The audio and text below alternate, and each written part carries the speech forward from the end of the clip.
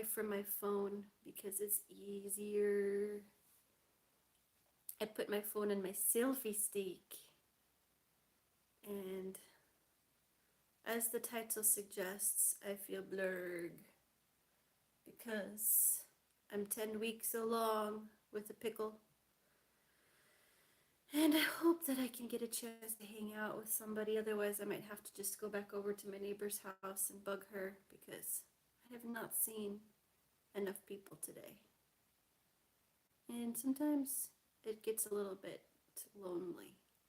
But thank goodness I have my cats. I made some TikToks today.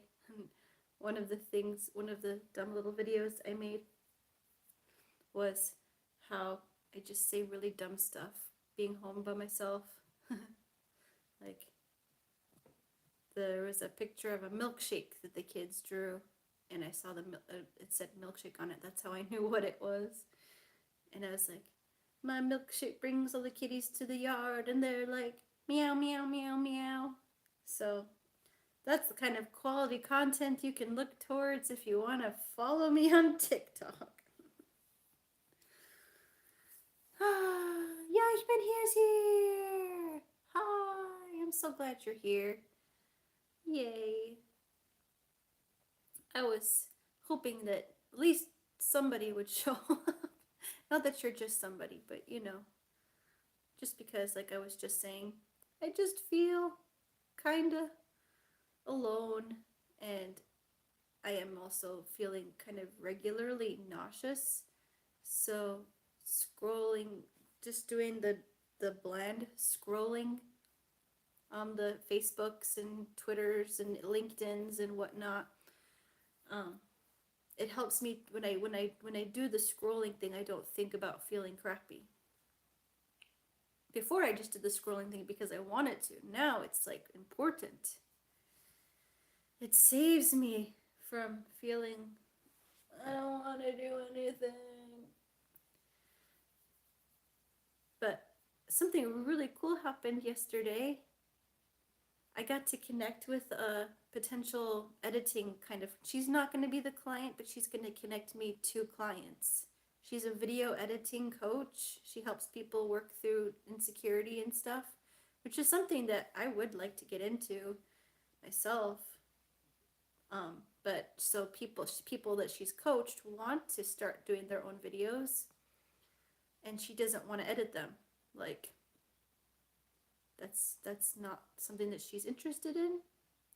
So, and she was when she was looking for somebody to outsource this kind of editing work to, a lady that I've edited for before, Vicky, spoke very highly of me.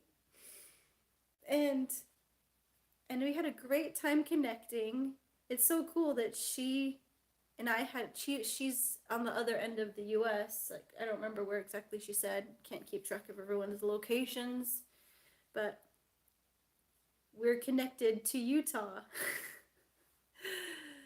But even not just Utah, the state that I'm from, but from the city I'm from, that she had a temple there. She's Jewish, and yeah, so cool. Yeah, I told her about how, because we didn't start going to church till I was like regularly. We were Christmas and Easter people till I was like 8-ish, I want to say. But I remember in elementary school there was a Jewish kid, and I was just like so in awe of him because I'd never seen anybody like pray before even eating a snack. And I was like, whoa, what a cool person. He's so mystical. I went to school with him like all through elementary, middle, high school, except for a few years when I went to private school. For Mother's Day, my sister and brother-in-law told me that they were expecting a child. So the start of 2023, I'll officially be an uncle. If everything goes according to plan. Yeah. I had to read the comments quickly because since I'm on the phone, they don't stay on the screen for very long. Congratulations! Jaichbinhier, that's so exciting. Yeah, it is scary. I mean, it's in the whole if everything goes according to plan, because things can go wrong, and it's pretty sadly common. And it's not, it's like my very first pregnancy, I was in a blissful bubble of everything's awesome. And losing that first pregnancy, you can't keep that innocence ever again in any others. It's like, no, there's a chance that this won't happen. I know that's very dark and heavy and stuff, but we have our first ultrasound in 2 weeks.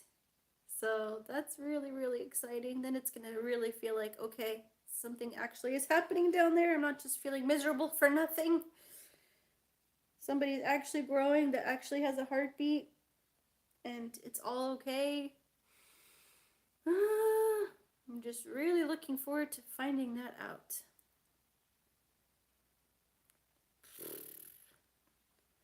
So this is Jaichbinhier. It's their first time of being an uncle.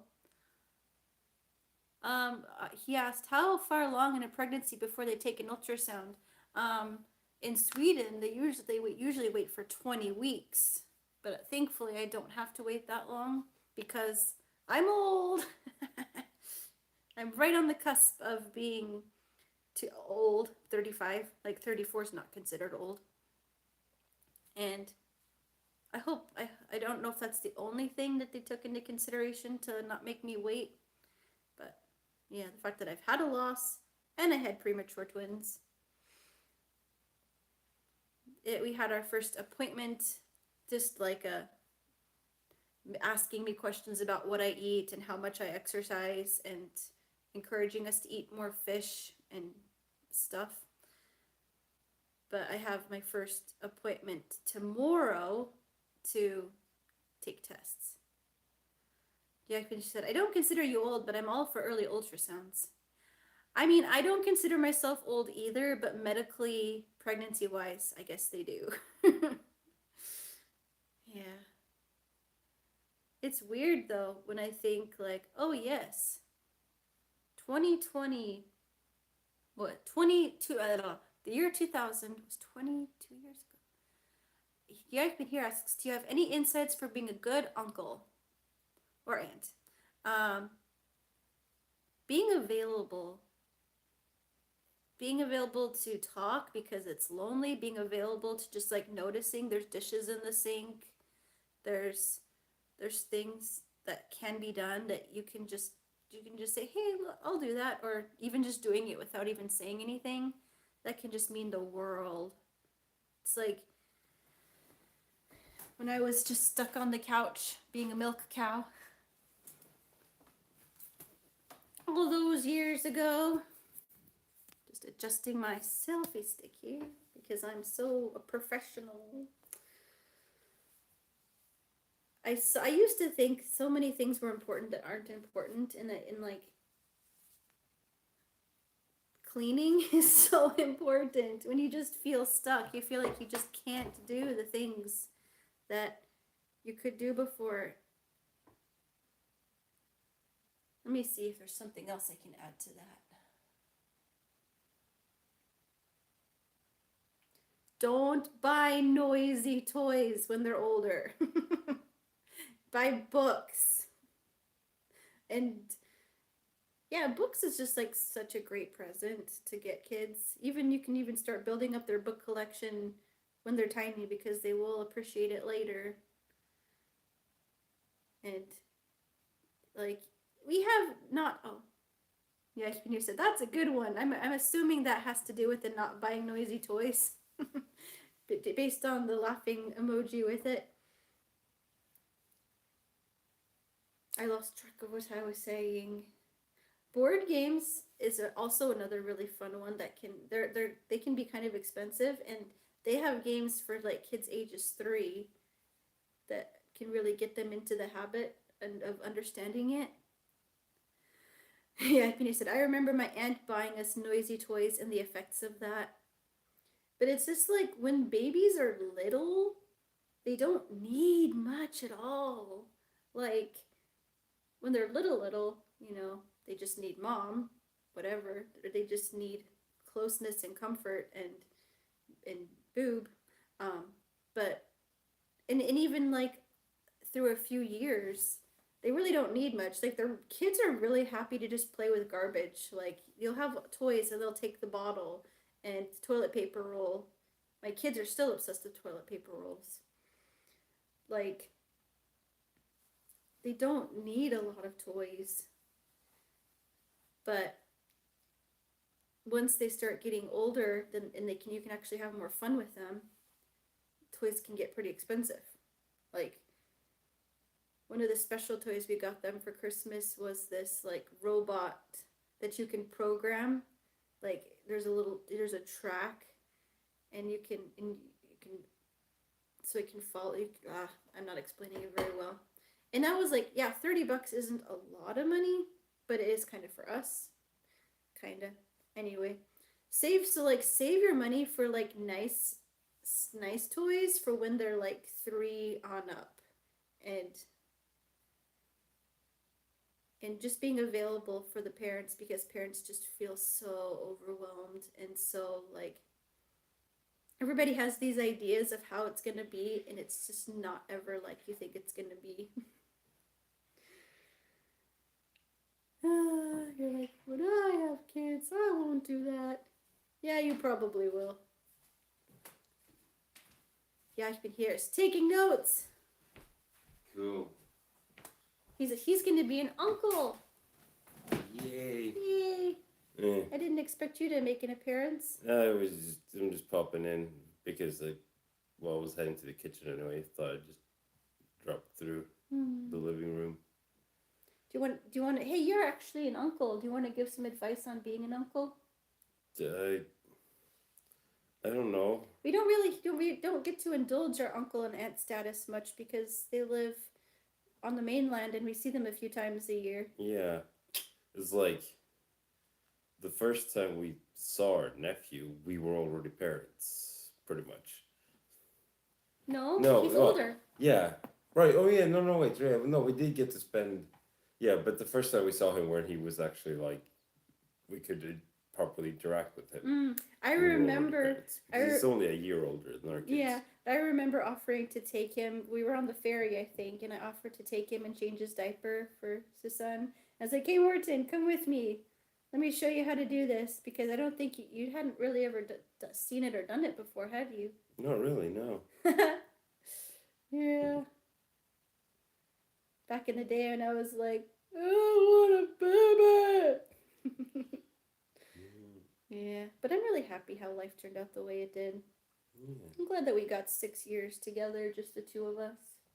Yeah. Just the two of us. Sorry. Anyway, yeah, I started working at 6:30 this morning, and I'm starting work at 6:30 in the morning tomorrow. So I'm gonna start getting ready for bed.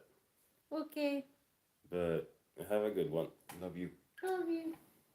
But the kind of advice that I was talking about was like just being available and like doing dishes and just seeing what can be done. Yeah. There's just, you never know how big of a deal those things could be for someone. Yes. People are bad at asking for help. That's a good point. Offer specific help. Or just do it, I said. Like, just going in and doing something, if you have a good enough relationship, of course. Yeah, that's the thing. But it's hard to know like what needs to be done. So what you do is I keep moving. Bring it. Why don't you just hold it? I was saying I keep moving to get into the shot, and then you move the camera. I'm a professional. No, but the thing I was gonna say, sorry, I hope no one got hurt from getting dropped that way. No, what I was gonna say is that, yeah, because it's hard to know exactly what people need. So I wouldn't suggest just doing stuff unless it's very obvious. But otherwise, it's just to like give specific suggestions of like, hey, can I do this for you? Yeah. Is much better than just saying, let me know what I can do to help, which is Yeah, something that's that too like, vague. yeah, it's like, I don't know. If I knew what I needed, I would have already asked for it. Because it can be like, you're putting more pressure on me to make me come up with it work for you. Yeah, but if you say like, hey, can I cook a meal for you on Thursday? Yes, meals. And then they might be like, actually, we already have a plan for Thursday, but Friday would be great. Like, just give a suggestion, and then they can adjust it. Yeah. Works much better. Why didn't I think of meals, man? Meals. Having somebody bring you food. Like, Morton is the main cook of the family. I cook like once a month, maybe. But I do all the dishes, including recycling, because in Sweden, you know, we clean our garbage. Not everybody does, but we do. Take care of our garbage. Ooh, what are we talking about? How to help someone. Yay, Miss Gigi and Okya. Woohoo! Okya, we're talking, Jaichbinhier is looking forward to being an uncle. So we're giving advice for how to help take care of new parents and being an uncle or aunt and just filling that role. It's really interesting how I have there's this thing we've talked about it a bit before. I don't know if you remember ask and guess culture, and it's like you're raised with the mentality of you have to always ask for permission to do something, or you're raised with the mentality of you should just do what you know you should do. And that is like the root of a lot of stress between people is, why did you have to ask me? You should have known to just do it. And why do you always ask all the time? Why don't you just do things? Yeah, Aki said it really depends on the person too. My sister just wanted to be left alone until we were invited. Yeah, that's true. So it's really important to be aware of people's preferences. It's just really too bad when people really could accept help. I hate it. It breaks my heart when I think about people that are too proud to accept help. Like, let people love you, dang it! Let them care. Like, let people make food for you. Let people support you if you're having a hard time. Like, being a new parent is a hard time. You don't have anything to prove by killing yourself, doing everything, when you could just let people be there for you.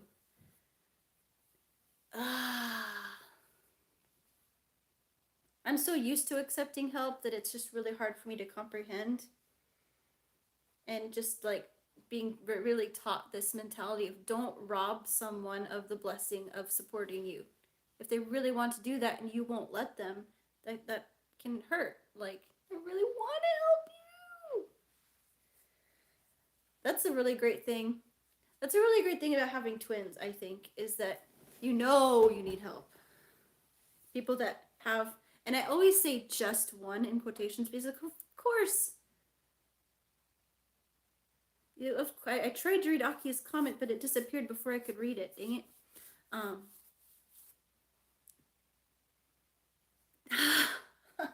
I can't talk. I'm sorry. It's a special hydraulic fabric. You can never have too much of the big special baby towel. Oh yeah, you can't have enough towels. Babies just spit up all the time. Just constant stream of white goo. They're so gross.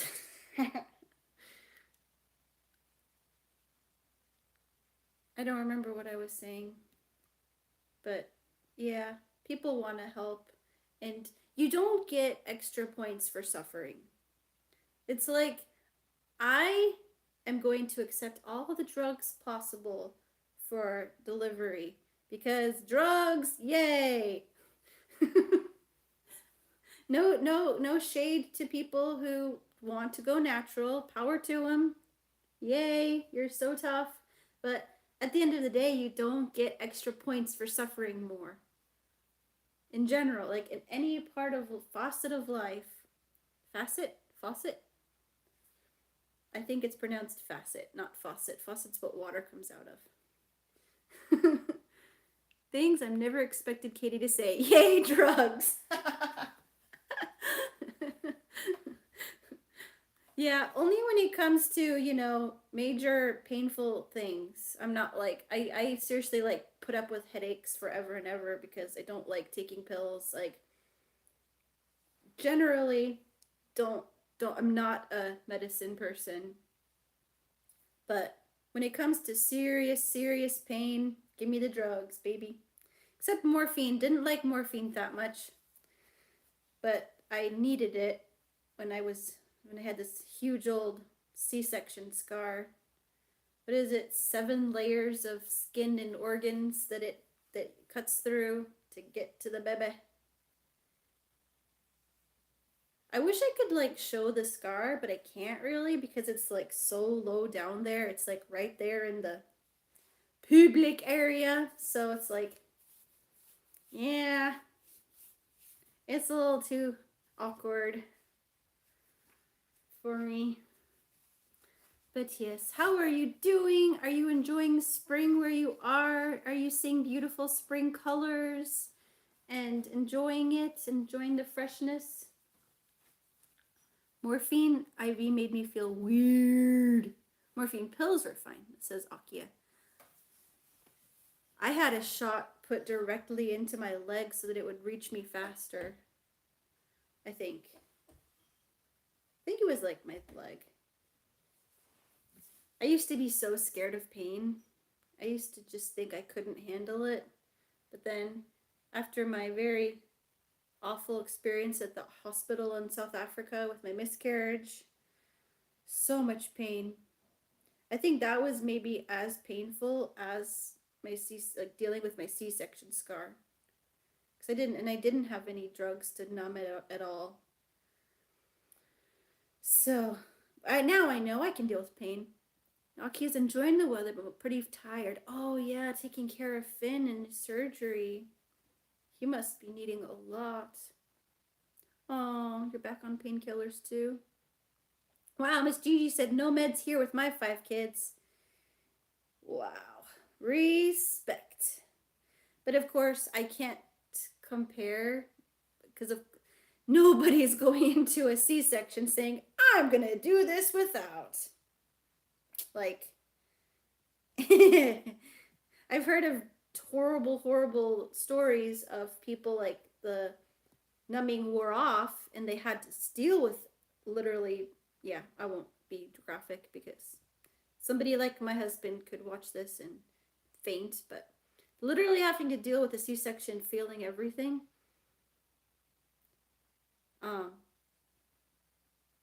Jaichbinhier says, I'm on my church's softball team for the summer, so I've been out enjoying the nice spring weather during practices. Nice. But when it comes to a natural birth and your body is actually doing what it's meant to do and what it was built for, it could be different, I'm sure. And I know some people have different pain tolerances, and some people have said it's fine, and some people have said it's murder. I think I should be able to do a natural delivery this time. Kind of scary. But I do want to trust that if everything works out, because, Monique's here. Hurrah. Like, it was supposed to be natural.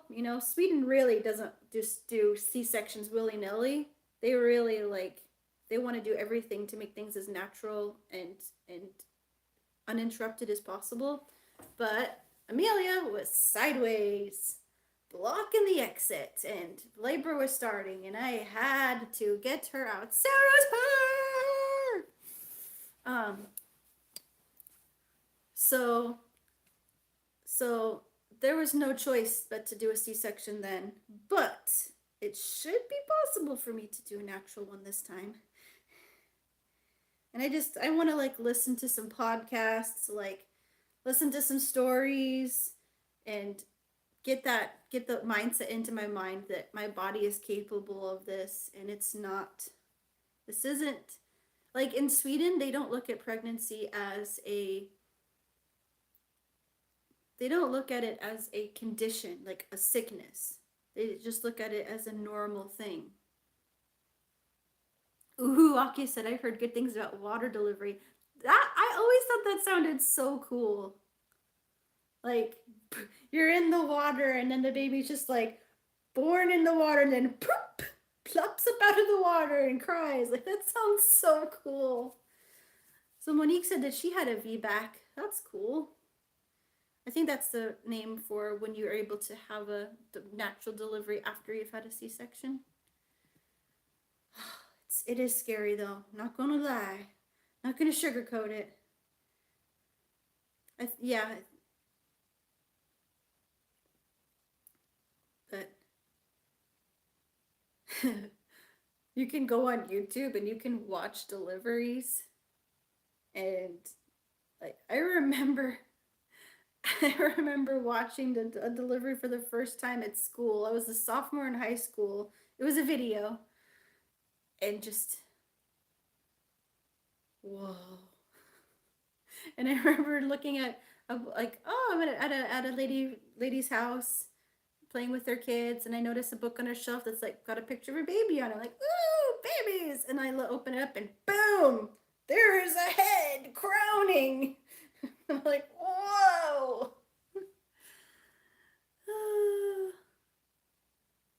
It's amazing what bodies can do. It's nuts.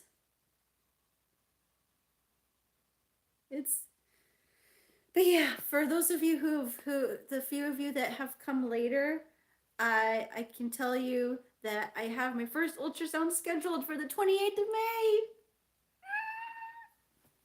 28th of May. It's all gonna feel real. But by this point, I think with our twins' pregnancy, we'd already had like 972 ultrasounds. And I never ever exaggerate. So just bear that in mind. Because we'd had it like one at 6 weeks, one at 12 weeks, and then, yeah, so that was an amazing thing to see the difference between 6 weeks and 12 weeks. Because at 6 weeks, they just have arm buds. They're just weird little creatures. And at 12 weeks, yeah, 28 and 2 weeks. Oh, my daughter's trying food back. Oh, Monique was talking about how hard she has problems with her pelvic floor. So basically, some people their bodies are wrecked after delivery and they just like sneeze and pee. Like, it is hard to strengthen that. And there's like this thing you can do called Kegels. Let me know if you're familiar with that. It's basically where you like squeeze down there and just kind of try to build up your strength. Sorry, yeah, you've been here if this is a little awkward for you, but this is facts of life that are good to know about. Plus, yeah, but there's like a thing that you can like put inside of your body, and you can like play a game where you're like doot. Oh, I need to hop. Squeeze. Go down. Squeeze. Hop. That looks like fun. I remember the last time I was at the gynecologist and she told me to do some Kegels and see how strong they were. And she's like, ooh, very good. And I was like, yes, I like all the positive reinforcement. It's very happy. Yeah, you said, I'm learning more than I signed up for, but I'd rather learn here than other places. There you go. Yes, we're definitely hoping for just one. One will be enough. Her rehab is beyond Kegels. She has ongoing back pain after Henry. She's really hoping to not have surgery again either. Ooh. Yeah, I understand that but like Kegels is all I know about. That's all I've been exposed to. I wouldn't begin to understand what she's going through. Hope that it gets better for her and that she doesn't have to have surgery. The thing that just I can't comprehend is how many people have to have major C-section surgery and then go back to work weeks later. Like, oh, it's it's so painful walking around with this huge scar. It this huge band-aid and you're wearing these like mesh underwear and you can barely move. And then like I have my sister-in-law, she delivered her kid. So they're like, we call them the Blerg, the triplets, because they're so close in age and they're like all the same size now, because our kids were born in August and this kid was born in December. And she gave birth, and the same day she was making Christmas cookies and getting ready to have people over. Like, what? With normal surgery, they make pretty small incisions, but babies need to get out, so it needs to be pretty big. Yeah, my incision was small. Like, my kids were little 3-pounders. Oh, wait. I got this crazy thing called neurogenic bladder, where my brain and bladder just lost communication. Couldn't tell if my bladder was full until I bent over. I tried to read it fast so I would get it all, but things just disappear on the screen. Oh, man, that is so rough. If you literally can't feel that you need to go. I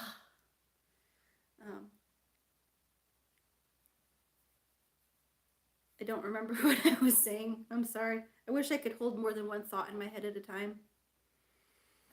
But I appreciate hanging out. It's so nice to see your comments pop up on the screen and to talk together about all this. It's fun. I just remembered how hilarious it was. I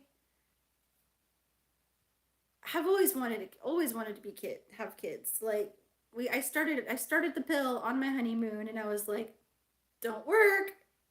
I'm taking you because I have to. Don't work. Don't work. Don't work. Don't work. Don't work." Oh, Aki asked, "How big is Pickle now?" About an apricot size, I believe. I'm feeling. I gotta remember. Okay, Karen telling me her story. Karen telling her story. I need to remember to be able to go back to that. So I'm feeling, if I'm not scrolling or talking or something, I'm just like nauseous. Like, I haven't thrown up, so that's really great. I've heard horror stories of people throwing up every day. My mom threw up every day for like 4 months or something. I'm able to eat pretty normally, just can't eat as much. I just feel like all the time like I've just ate too much and I'm just full. Like my stomach just I feel bloaty and full. But I don't feel like, oh no, I'm fine. I'm not one of those kind of people. Like I'm happy that I seem to be growing in the stomach areas, because that's like, okay, this should be a good sign. Yay, Sarah's here! Pregnancy brain, yeah, I have dropped the ball on some things. I've missed things. I've fallen out of contact with people I meant to be in contact with. Yeah, but it's okay. The kids are still excited. Some days they're more excited than others. Some days they're like running over and kissing my belly and talking to Pickle and are so excited to be big sisters. And like today, I don't think they even thought about it at all. Except for when I was like, guys, I don't feel good, when I was walking them to school, because you think maybe that'll help people to be nice. Do you write lots of things down to counteract pregnancy brain? Jaichbinhier asks. I tend to write things down in general, because even before pregnancy brain, I was like, if I don't write things down, I will forget. It needs to go in my planner or it doesn't exist. And if anybody wants to do something, hello Andreas! If anybody wants to do something on the weekend, crap, because on weekends my brain turns to soup and I don't do anything and I don't look at my planner. So, yes. So I remembered I wanted to tell the story about Karen. She was a supervisor in Covenant Players in Europe, And I'd always wanted to be a mom my whole life. You know, taking the baby, the birth control pill, and saying, "Don't work, please," because I wanted kids. But Karen was telling the story of her delivery, and she went graphic, and she was talking about the intense pain and bending over in pain and holding on to a radiator, and she just went into so much detail. And our friend Penny Joe was laughing at me because I was just turning green, just like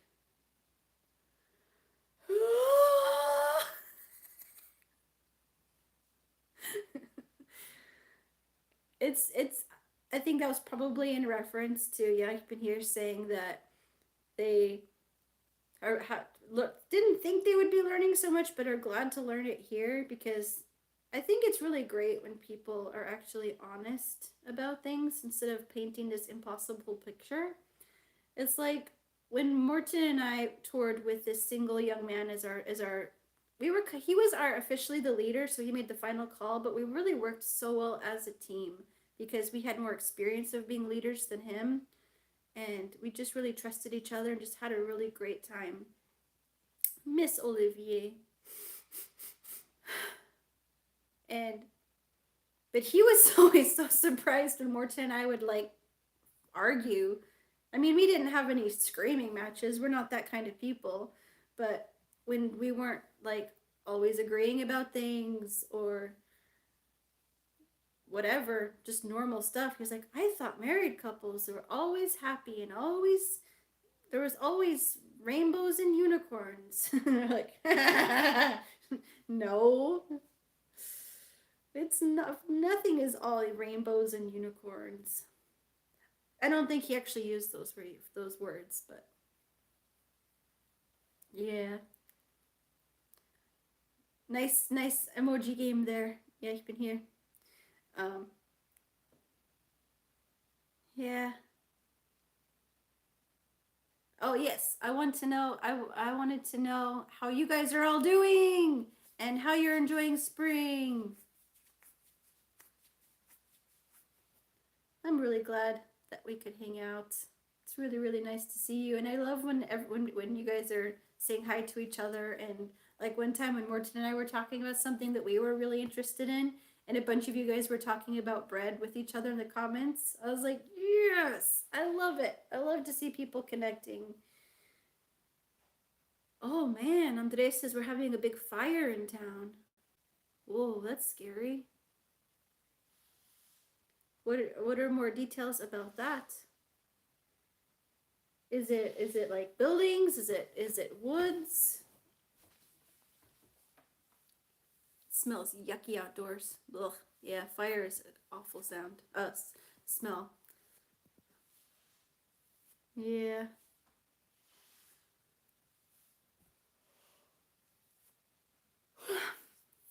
I'll give some time to. Oh, it's a paper recycling company burning. Oh no.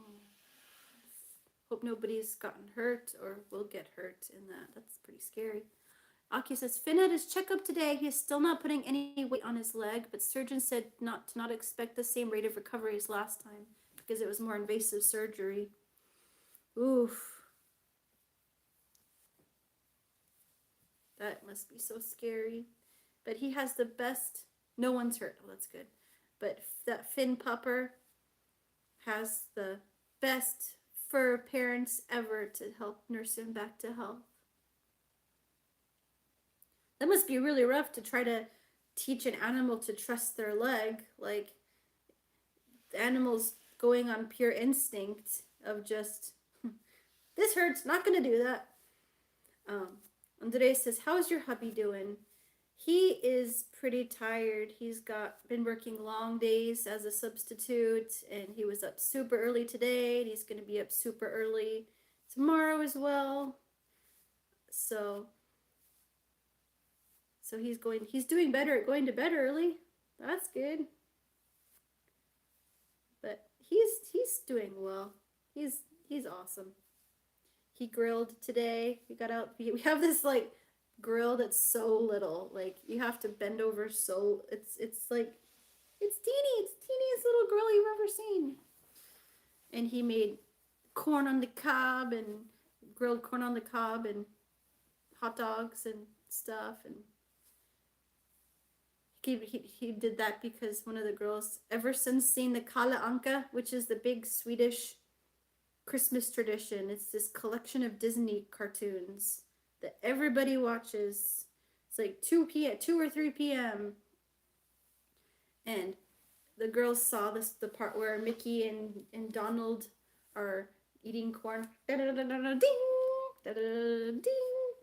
And ever since Christmas and seeing that, she was like, oh, I want to have corn on the cob too.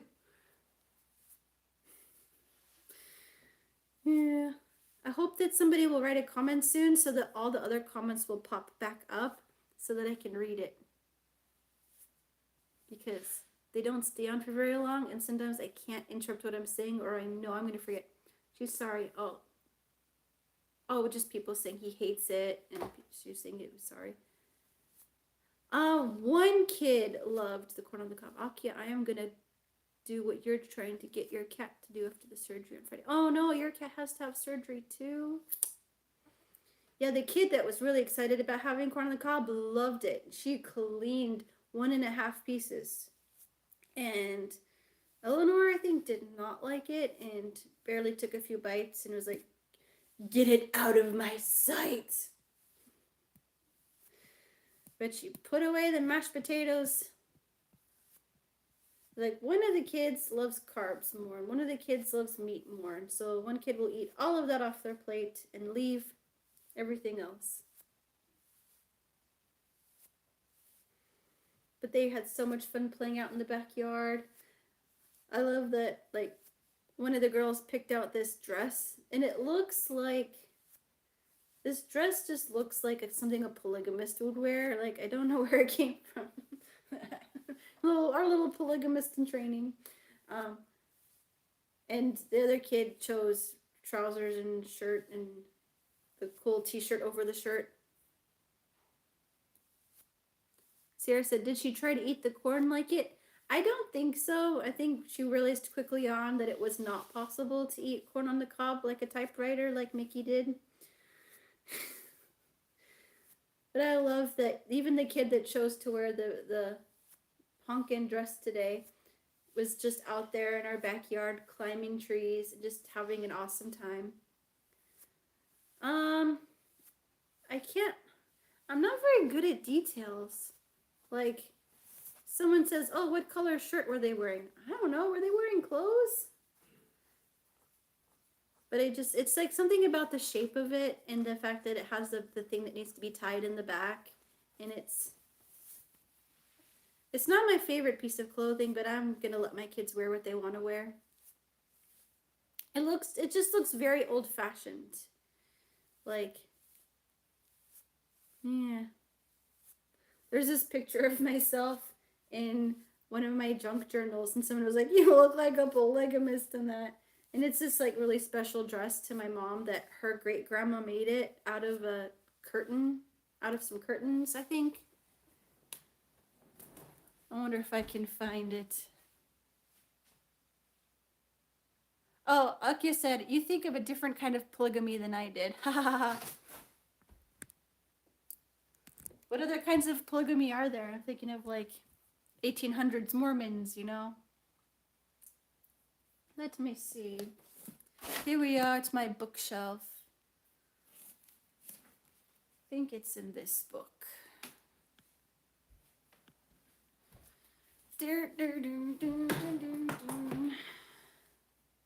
These books are so special to me. Some of my friends have open or polyamorous. Oh yeah, that's different. Yes, yes. Yeah, that's totally different than like the idea I have in my head of old-timey stuff.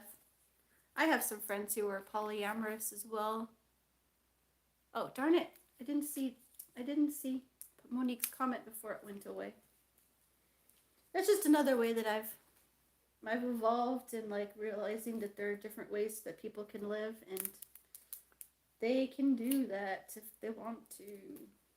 Before it would have been like, oh dang it, I missed the comment again because I was looking in my book.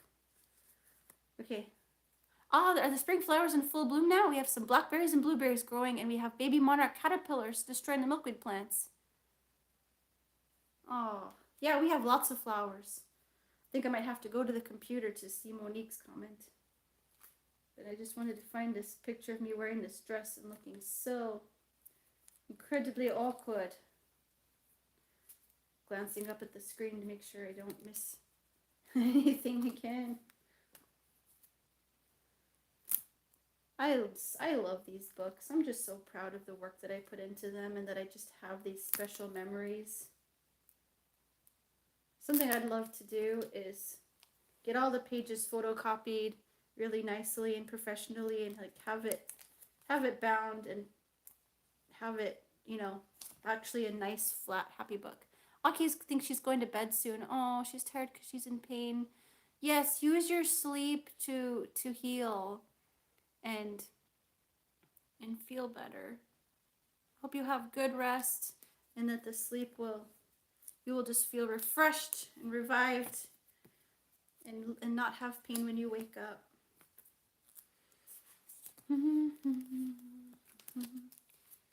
Yeah, this was my big project when I was graduating high school, was to just take these boxes of pictures and memories and just glue it all. Here it is! Glue it all together. I wonder if I can turn the screen around. Let's see.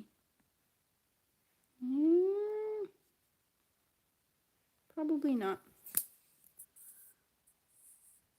The thing that I popped up was a bunch of pictures of... Come on. Why am I an old person on the compute phone? Oh, I wonder if this is to actually change the... Oh, I see. Okay, go away. I don't see a thing for reversing the camera, so... Here we go. Me looking like a 1800s person.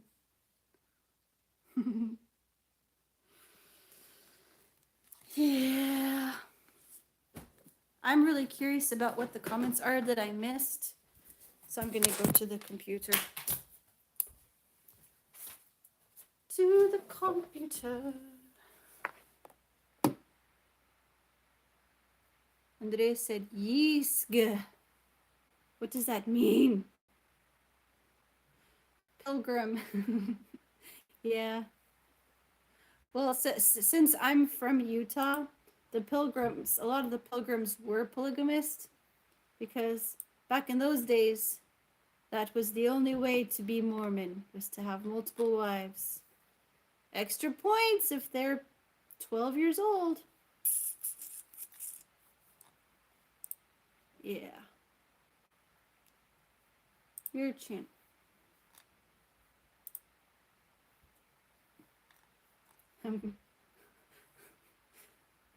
This is Inception-y.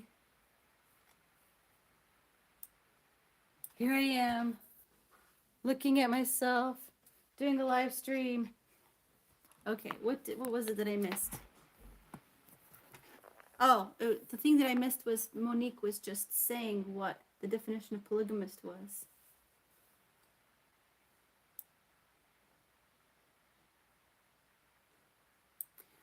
It was banned. Andre says, wasn't polygamy banned by Mormons? And it was like, well, when the government made it illegal, then they had to go ahead and make it illegal too. And then they had to scrub all the old versions of the Book of Mormon that said that you had to do it. And like, if you find any of these old Bibles and things, then you have to, or Pearl of Great Price or whatever, then you have to, you know, turn them in. They don't want people to know about the history. Jaichbinhier said, oh, look, we're famous. Yes, you are. Super famous. Rich and famous.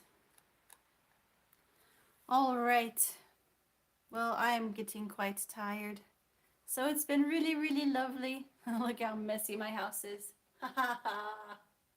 It could be worse. It was much worse. Not very long ago. I've been meaning to sweep this floor for a long time, but I just haven't been able to work up the motivation. Andres, you will get your 15 minutes of fame. Don't worry. Oh, wait, first Aki says, I thought there were still polygamous Mormons. Yep, they're in very small, or they're in their own communities. Like there's one in Texas, there's probably one in Utah, but they're FLDS, Fundamental Latter-day Saints. Yes. I'm gonna just check the comments to make sure I didn't miss anything. So, good night. Enjoy your fame that I'm bringing you for some reason. I don't know how. I'm really glad that you could be here. Oh, Andres says he's had his 15 minutes of fame. Well, I look forward to hearing that story.